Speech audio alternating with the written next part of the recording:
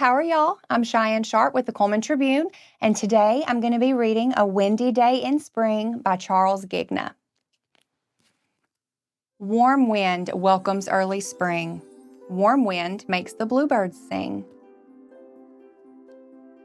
Warm wind rushes through the trees. Warm wind stirs the bumblebees. Warm wind blows a butterfly. Warm wind lifts a kite up high. Warm wind turns a weather vane. Warm wind waves a pony's mane. Warm wind makes the wind chimes ring. Warm wind helps a hammock swing.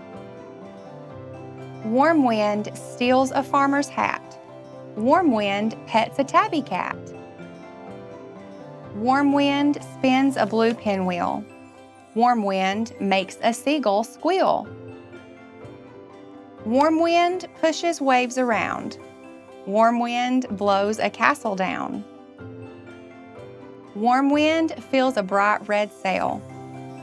Warm wind tickles a big blue whale. Warm wind lifts an eagle's wings. A warm wind does so many things.